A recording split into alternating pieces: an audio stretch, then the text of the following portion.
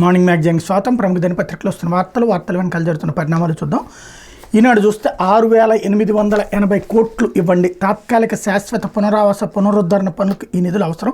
ప్రకాశం barrage ఎగువన మరో ఆనకట్ట కట్టాలి, కృష్ణా ప్రవాహంపై పునఃపరిశీలన, కరకట్టలను బలోపేతం చేయాలి, బుడమేరు డైవర్షన్ కెనాల్ ప్రవాహాలను పరిశీలించాలి, కేంద్రానికి మధ్యంతర నివేదిక ఇచ్చిన రాష్ట్ర ప్రభుత్వం.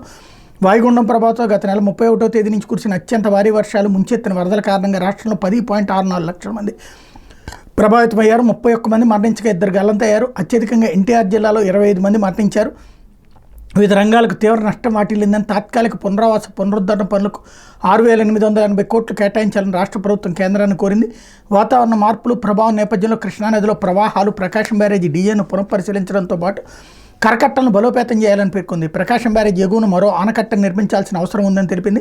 ఆకస్మికంగా ముంచెత్తుతున్న వరదల కారణంగా విజయవాడలో పలు ప్రాంతాలు ముంపు బారిన పడుతున్న నేపథ్యంలో బుడమేరు డ్రైన్తో పాటు డైవర్షన్ కెనాల్లో ప్రవాహాలను పునఃపరిశీలించాలని వివరించింది. వరద నష్టానికి సంబంధించిన మధ్యంతర నివేదికను శనివారం కేంద్రానికి పంపింది. ఎన్టీఆర్ జిల్లాలో 2.32 లక్షల కుటుంబాలకు చెందిన 7.04 లక్షల మంది వరద ప్రభావానికి గురయ్యారు. విజయవాడలోని 32 వార్డులతో పాటు 5 గ్రామాల ప్రజలు ముంపు బారిన పడ్డారు. కొన్ని ప్రాంతాల్లో 8 నుంచి 10 అడుగుల మేర నీరు నిలవడంతో పెద్ద ఎత్తున నివాసాలు, దుకాణాలు మునిగిపోయినాయి అన్నటువంటి దాన్ని హైలైట్ చేశారు. లేకపోతే ఉలిక్కి పడిన ఉత్తరాంధ్ర, భారీ వర్షాలకు పొంగిన వాగులు, నిలిచిన రాకపోకలు, ఉమ్మడి శ్రీకాకుళం, విజయనగరం జిల్లాల్లో జనజీవనం అస్తవ్యస్తం. వాయుగుండం ప్రభావంతో ఉత్తరాంధ్రలో 2 రోజులుగా భారీ వర్షాలు కురుస్తున్నాయి.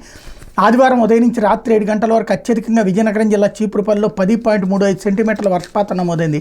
శనివారం రాత్రి నుంచి కురుస్తున్న వానలతో ఉమ్మడి విజయనగరం, శ్రీకాకుళం జిల్లాలో గడ్డలు పొంగి రాకపోకలు నిలిచిపోయాయి. విజయనగరం జిల్లా రేగిడి, రాజాం, కొత్తవలస, విజయనగరం, బొబ్బిలి, గొర్రెల మండలాలు ప్రభుత్వ కార్యాలయాలు, ఇళ్లు ముంపు బారిన పడ్డాయి.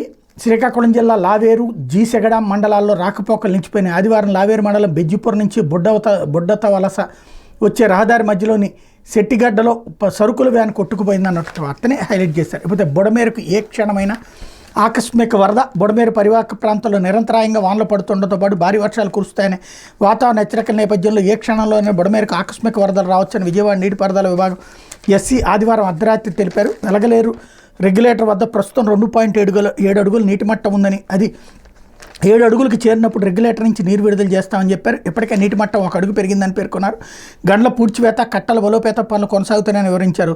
లోతట్టున ఉన్న ఏలప్రోలు, రాయనపాడు, గొల్లపూడి, జక్కంపూడి కాలనీ, అజిత్ సింగ్ నగర్, గుణదల, రామవరపాడు తదితర ప్రాంతాలు ముంపు బారిన పడే అవకాశం ఉందని, తక్షణ ఆ ప్రాంతాల ప్రజలను అప్రమత్తం చేయాలని, సురక్షిత ప్రాంతాలకు తరలించాలని అధికారులు కోరారు. మొన్న ఫస్ట్ రోజున మిస్ అయింది ఈ దఫా, అందుకనే అలర్ట్గా ఉన్నారు. ఈ టైంలో ప్రజలు ఇబ్బంది పడకుండా ఉంటారు. అయితే ఆల్రెడీ మునిగి ఉన్నటువంటి వాళ్ళకి ఇప్పుడు కొత్తగా ఆ ఏరియాలకు వెళ్ళాలనుకున్నటువంటి వాళ్ళు ఇప్పుడు ఆగుతారు. లేకపోతే కొలువుల సందడి. ఇంజనీరింగ్ కళాశాలలో ప్రాంగణ నియామకాలు ప్రక్రియను మొదలుపెట్టిన కొన్ని కంపెనీలు. పార్ట్నర్ కళాశాలకు షెడ్యూల్ ఇచ్చిన టీసీఎస్, విప్రో అక్టోబర్ నుంచి మరింత పెరిగే అవకాశం. ఇంజనీరింగ్ కళాశాలలో ప్రాంగణ నియామకాల సందడి మొదలైంది. ఆగస్టు 16 నుంచి మొదలైన ఈ ప్రక్రియ వచ్చే ఏడాది మార్చి వరకు కొనసాగనుంది. కొన్ని సాఫ్ట్వేర్ కంపెనీలు ఇప్పటికే నియామక ప్రక్రియ చేపట్టాయి, మరికొన్ని షెడ్యూల్ ఇచ్చాయి. గత ఏడాదితో పోలితే ఈ సంవత్సరం నియామకాలు కొంత ఆశాజనకంగా కనిపిస్తున్నాయి. అక్టోబర్, నవంబర్, డిసెంబర్ నెలల్లో ఎంపికలు ఎక్కువగా ఉండొచ్చని నిపుణులు పేర్కొంటున్నారు. కొన్ని కంపెనీలు ఫ్రెషర్లకు ప్రాధాన్యం ఇస్తున్నందున గత ఏడాది కంటే నియామకాలు ఈసారి 20% పెరిగే అవకాశం ఉందని అంచనా ఇస్తున్నారు.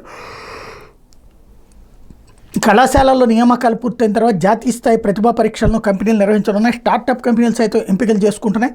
Core engineering, civil, mechanical, EEE కోర్సులకు సంబంధించి నవంబర్ నుంచి ఫిబ్రవరి వరకు ప్రక్రియ జరగనుందన్నటువంటి వార్తని హైలైట్ చేశారు.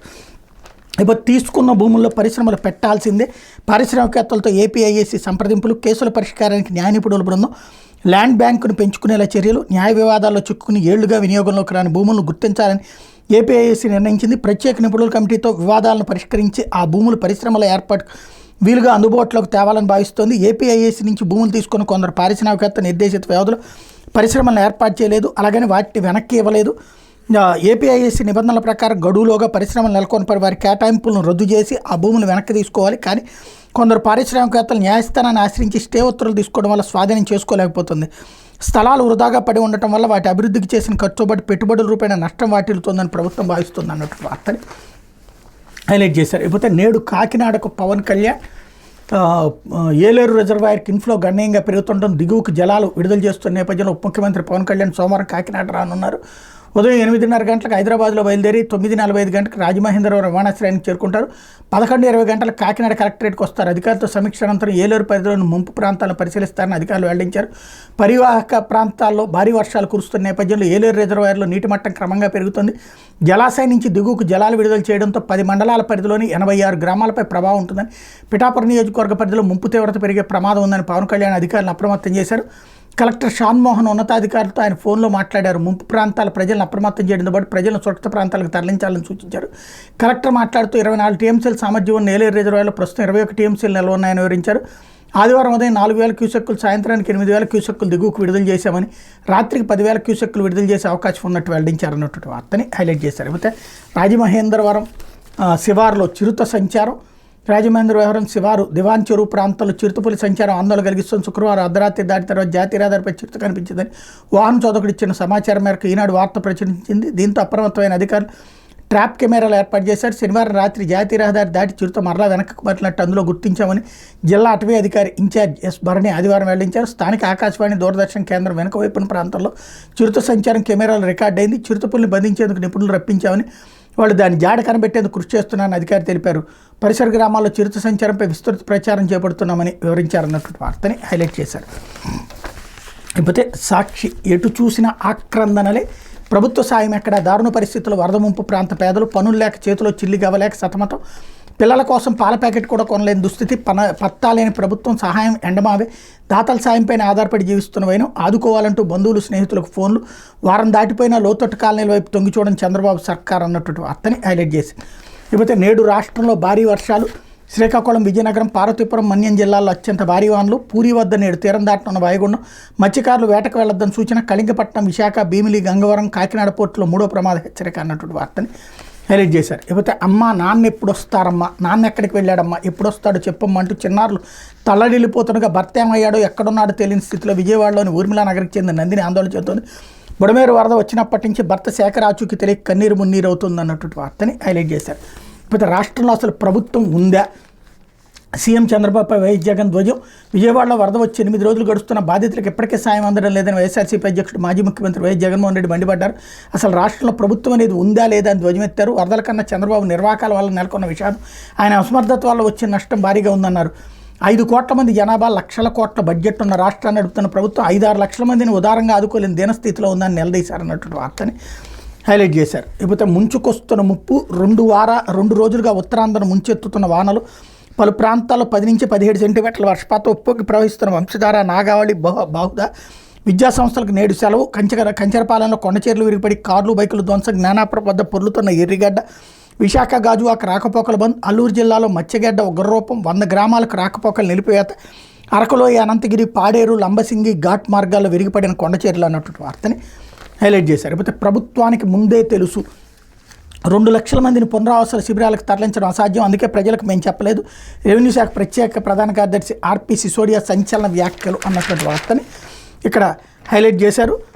బుడమేరకు 35,000 క్యూసెక్కుల వరద ప్రవాహం వస్తుందని ఒకరోజు ముందుగానే ప్రభుత్వానికి సమాచారం ఉందని రెవెన్యూ శాఖ ప్రత్యేక ప్రధాన కార్యదర్శి ఆర్పి సిసోడియా తెలిపారు. అయితే 2 లక్షల మందిని పునరావాస శిబిరాలకు తరలించడం అసాధ్యమైన ప్రక్రియ అన్నారు. వరద వస్తుందని చెప్తే గోదావరి జిల్లాలో లంకల్లో ప్రజలెవరు వెళ్లరు, మాకు తెలుసులే, ఇలాంటి వరదలు ఎన్నింటో చూసామంటారు, అందుకే మేము ప్రజలకు చెప్పలేదని ఆర్పీ సిసోడియా శనివారం మీడియాకు అసలు విషయం చెప్పేశారు. అలాగే బుడమేరకు వరద వస్తుందని వెలగలేరు రెగ్యులేటర్ గేట్లు ఎత్తి దిగువను విడుదల చేస్తామని శనివారం మధ్యాహ్నం తనకంటే ముందే ఎస్సీఈలు ప్రభుత్వానికి సమాచారం ఇచ్చారని వెలగలేరు రెగ్యులేటర్ డిఈ మాధవ్ నాయక్ వెల్లడించారు. ఆ తర్వాత మధ్యాహ్నం తాను తహసీల్దార్లకు ఫోన్ చేసి విషయం చెప్పానన్నారు. దీన్ని బట్టి తమకు సమాచారం లేదని, ఎన్టీఆర్ జిల్లా కలెక్టర్ సురజన్ చెబుతున్న మాటలు అబద్ధమని ఆర్పీ సిసోడియా మాధవ్ నాయక్ మాటలతో తేడతెల్లమైంది. బుడమేరకు భారీ వరద ప్రవాహం వస్తుందని చంద్రబాబు ప్రభుత్వానికి ముందే తెలిసినా, దానివల్ల ఉధృతికి భారీగా ఆస్తి ప్రాణ నష్టాలు తప్పవని తెలిసినా వారి నిర్లక్ష్యంగా వరద కుదిరేసింది. తద్వారా 57 నిండు ప్రాణాలు పోవడానికి కారణమైంది. మరోపు కృష్ణా కరకట్లోని ముఖ్యమంత్రి చంద్రబాబు నివాసం వరకు నీట మునగడంతో ఆయన తన మకామును విజయవాడ కలెక్టరేట్కి మార్చారు. అక్కడి నుంచే బాధితులకు సాయం పేరు తన షో మొదలుపెట్టారు. వెలగలేరు రెగ్యులేటర్ గేట్లు ఎత్తి దిగువకు వరద ప్రవాహాన్ని వదిలేస్తామని జలవనరుల శాఖ అధికారులు శనివారం ఆగస్టు 31 మధ్యాహ్నం లోపే సమాచారం ఇచ్చిన విజయవాడ, ఎన్టీఆర్ జిల్లాల్లో లోతట్టు ప్రాంతాలను అప్రమత్తం చేయకుండా ప్రభుత్వం నిర్లక్ష్యం చేసింది. సురక్షిత ప్రాంతాల్లో ఏర్పాటు చేసిన శిబిరాలకు తరలించాలనే ఆలోచన కూడా చేయలేదు. ఫలితంగా విజయవాడలో బుడమేరు జలప్రళయం సృష్టించింది. ఇప్పటివరకు వెల్లడైన సమాచారం మేరకు వరదల వల్ల 57 మంది మరణించారు. 6,882 కోట్ల మేర ఆస్తి నష్టం వాటిందని ప్రాథమిక అంచనా వేసినట్లు ప్రభుత్వమే ప్రకటించింది. చంద్రబాబు సర్కార్ ముందే తమను అప్రమత్తం చేస్తుంటే సురక్షిత ప్రాంతాలకు తరలి వెళ్లేవారు అని బాధితులు వాపోతున్నారు అన్నట్టు వార్తని హైలైట్ చేసింది. లేకపోతే ఆక్వా ఎగుమతుల్లో మీసం మేలేస్తున్న భారత్ సాక్షితో కేంద్ర మత్స్యశాఖ జాయింట్ డైరెక్టర్ సాగర్ మెహ్రా 4.2 లక్షల హెక్టార్లు రొయ్యల సాగు 2008లో 75,000 టన్నులు ఉండగా ప్రస్తుతం 10 లక్షల టన్నులకు చేరిక. 2022-23లో 43,135 కోట్ల విలువైన రొయ్య పిల్లల ఎగుమతి. యుఎస్, చైనా సహా 132 దేశాలకు. 2023-24 ఏపీ నుంచి 19,420 కోట్ల సీఫుడ్ ఎగుమతులు. 2025 నాటికి దేశం నుంచి 1,00,000 కోట్ల ఎగుమతులు లక్ష్యం అన్నటువంటి వార్తని హైలైట్ చేశారు. ఇకపోతే వైఎస్ జగన్ నిర్ణయాలకు కేంద్రం గుర్తింపు. సులభతర వాణిజ్యం అమల్లో 2వ స్థానంలో ఏపీ. సంస్కరణల అమల్లో ఆంధ్రప్రదేశ్ పనితీరు బేష్. ఢిల్లీ వేదికగా ప్రకటించిన కేంద్ర వాణిజ్య శాఖ మంత్రి పీయూష్ గోయల్. ఈఓడిబి 2022 ర్యాంకుల కోసం 25 రంగాల్లో సంస్కరణల ప్రతిపాదన. 17 రాష్ట్రాలు ఈ సంస్కరణలు అమలు చేసి ర్యాంకుల కోసం పోటీ. సంస్కరణల అమల్లో కేరళ తర్వాత స్థానం ఆంధ్రప్రదేశ్. కూటమి అబద్ధ ప్రచారానికి చెంపపెట్టు అన్నటువంటి వార్తని హైలైట్ చేశారు. ఇక్కడే ఏదైతే రాష్ట్రంలో పెట్టుబడులకు పెద్ద ఎత్తున ప్రోత్సహించాలో గత సీఎం వైఎస్ జగన్మోహన్ రెడ్డి తీసుకున్న నిర్ణయాలకు మరోసారి గుర్తింపు లభించింది. సులభతర వాణిజ్య ర్యాంకులు ఈఓడిబి 2022 ర్యాంకుల కోసం కేంద్ర వాణిజ్య మంత్రిత్వ శాఖ రూపొందించిన వ్యాపార సంస్కరణల కార్యాచరణ ప్రణాళిక 2022 అమల్లో ఆంధ్రప్రదేశ్ 2వ స్థానంలో నిలిచింది. గుజరాత్, తమిళనాడు, తెలంగాణ, కర్ణాటక వంటి రాష్ట్రాల కంటే ఈ విషయంలో ఆంధ్రప్రదేశ్ ముందంజలో ఉంది.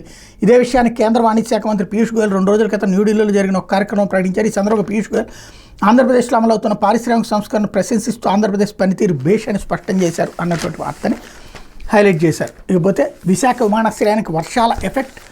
3 విమానాలు ఆలస్యం, 1 విమానం రద్దు. వర్షాలకు వాతావరణం అనుకూలించకపోవడంతో ఆదివారం Kuala Lumpur, Visakha, Kuala Lumpur air Asia విమానం రద్దయినట్టు ఎయిర్పోర్ట్ డైరెక్టర్ రాజారెడ్డి ప్రకటించారన్నటువంటి వార్తని హైలైట్ చేశారు. ఇకపోతే ఆంధ్రజ్యోతి వాహనాల రిపేర్ ఖర్చు కొంత భరిస్తాం. ఇళ్లలో పరికరాలకు మరమ్మతులు తక్కువ ఖర్చు అయితే మేమే పెట్టుకుంటాం, మరీ ఎక్కువైతే కొంత ప్రభుత్వం కొంత వాహనాలు భరించే యోచన. కంపెనీలు, బ్యాంకర్లతో చర్చలు. 1-2 రోజుల్లో దీనిపై స్పష్టత. వరద రోడ్ల శుభ్రతపై డ్రోన్లతో తనిఖీ. సీఎం చంద్రబాబు వెల్లడి. విపత్తుపై యుద్ధం. బుడమేరు ముంపు, కృష్ణా వరద, భారీ వర్షాలు ఒకే సమయంలో ముప్పేట దాడి. సవాల్ని స్వీకరించిన రాష్ట్ర సర్కార్. బెజవాడ చరిత్రలో ఎరగని ముప్పు. హుద్హుద్దుని మించిన పెను విపత్తు. వార్ జోన్ తరహాలో సహాయ చర్యలు. సర్వశక్తులు సకల వనరులతో రంగంలోకి. 8 రోజులుగా విజయవాడలోని చంద్రబాబు. 15 మంది మంత్రులు, ఐఏఎస్లు వరదలోనే. యుద్ధ ప్రాతిపదికన బుడమేరు గండ్ల పూడ్చివేత. ప్రకాశం బ్యారేజీ మరమ్మతులు కొలిక్కి. చివరి బాధితుడికి సాయమే లక్ష్యంగా చర్యలు అన్నటువంటి వార్తని హైలైట్ చేశారు. ఇకపోతే బ్యారేజ్పై కుట్ర. బోట్లను కావాలనే వదిలేశారా? Question mark. నందిగం సురేష్, తలసల అనుచరుల పాత్ర. అందులో 3 బోట్లు ఒకరివే. ఇనప గొలుసుతో 3 అనుసంధానం. ప్లాస్టిక్ వైర్తో చెట్టుకు లంగరు. స్థానికులు హెచ్చరిస్తున్న నిర్లక్ష్యం. అంతకుముందు నదికి ఆవల లంగరు. ఇటీవలే గొల్లపూడి వైపునికి మార్పు. లోతుగా విచారణ జరుపుతున్న పోలీసులు అన్నటువంటి వార్తని హైలైట్ చేశారు. లేకపోతే స్లూయిస్ గేట్ల చైన్లు డ్యామేజ్. ప్రకాశం బ్యారేజీపై కుట్రలో మరో కోణం. దెబ్బతిన్న 10 స్కోరు స్లూయిస్ గేట్ల చైన్లు. వాటి ద్వారా 2 లక్షల క్యూసెక్కులు పంపే వీలు. ఒకవైపు బ్యారేజీని ఢీకొట్టిన బోట్లు, మరోవైపు లింకులు తెగిన స్లూయిస్ గేట్లు వెరసి ప్రకాశం బ్యారేజీ భారీ డ్యామేజ్ కలిగించడమే లక్ష్యంగా కుట్ర జరిగిందా జర్వాల శాఖ అనుమానిస్తుంది. ప్రకాశం బ్యారేజీ కొన్ని 70 గేట్ల గురించి అందరికీ తెలుసు, కానీ ఈ గేట్లకు అటు ఇటుగా ఉండే స్లూయిజ్ల గురించి ఇంజనీర్లకు మాత్రమే తెలుసు. బ్యారేజీకి ఒకవైపు 4, మరోవైపు 6 స్లూయిజ్ గేట్లు ఉంటాయి. ఈ 10 గేట్లను తెరిస్తే ఏకంగా 2 లక్షల క్యూసెక్కుల వరద ప్రవాహాన్ని అదనంగా నదిలోకి వదిలేయచ్చు. బ్యారేజీలో నీటి నిల్వలు తగ్గిపోయినప్పుడు కింద కూరుకుపోయిన ఇసుక, ఇతర వ్యర్థాలను తొలగించేందుకు నదిలో కిందకు వెళ్ళిపోయే స్లూయిజ్ గేట్లను ఉపయోగిస్తారు. ఈ నెల 2వ తేదీన వరుసగా 5 బోట్లు బ్యారేజీని ఢీకొట్టడంతో కౌంటర్ వెయిట్లు దెబ్బతిన్న సంగతి తెలిసిందే. బ్యారేజీ వద్ద చిక్కున్న బోట్లను తొలగించే చర్యలు చేపట్టి ఇంజనీర్లు స్లూయిజ్ను పరిశీలించారు. అత్యంత విచిత్రంగా 10 స్లూయిజ్లకు బిగించినటువంటివి పాడైనాయి అన్నటువంటి వార్తని హైలైట్ చేశారు. మరో ముప్పు. తరుముకొస్తున్నటువంటి తీవ్ర వాయుగండం. విజయవాడ వరదలతో ఇప్పటికే కుదేలు. భారీ వర్ష సూచనతో ప్రజల్లో భయం. యంత్రాంగాన్ని అప్రమత్తం చేసిన సీఎం. నేటి మధ్యాహ్నానికి పూరి వద్ద తీరం దాటే అవకాశం. నేటి రాత్రి వరకు శ్రీకాకుళం, విజయనగరం, మన్యం జిల్లాలకు రెడ్ అలర్ట్ అన్నట్టు వార్తని హైలైట్ చేశారు. అయితే బాబు అరెస్టుకి ఏడాది. వైసీపీ పతనాన్ని వేగవంతం చేసిన చర్య. 5 ఏళ్లు టీడీపీ బాబుపై రాజకీయ కక్ష సాధింపులే. స్కిల్ అక్రమ్ కేసు పెట్టి అన్యాయంగా జైలుకు. ఇప్పుడు సీఎంగా జనంలో చంద్రబాబు. విపక్ష నేత హోదా సైతం గల్లంతే. కోర్టు చుట్టూ తిరుగుతున్నటువంటి జగన్ అన్నటువంటి వార్తని హైలైట్ చేశారు. ఏడాది అయ్యింది చంద్రబాబు అరెస్ట్ అయ్యి అన్నటువంటి వార్తని హైలైట్ చేశారు. ఇకపోతే మానవత్వం పరిమళింపగా అంటూ సీఎంఆర్ఎఫ్కు నిధుల ప్రవాహం. పోలీసు అధికారుల సంఘం 11 కోట్ల 12 లక్షల రూపాయలు విరాళం ఇచ్చిందన్నటువంటి వార్తని హైలైట్ చేశారు. అలాగే ఉత్తర కోస్తాకు వాయుగండం అన్నటువంటి వార్తని హైలైట్ చేశారు. ఉత్తరాంధ్రలో ఎడతెరిపి లేకుండా వానలు. బంగాళాఖాతంలో బలపడిన తీవ్ర అల్పపీడనం అన్నటువంటి వార్తని హైలైట్ చేశారు. ఇది దినపత్రికలో వచ్చిన వార్తలు వెనకాల జరుగుతున్నటువంటి పరిణామాలు.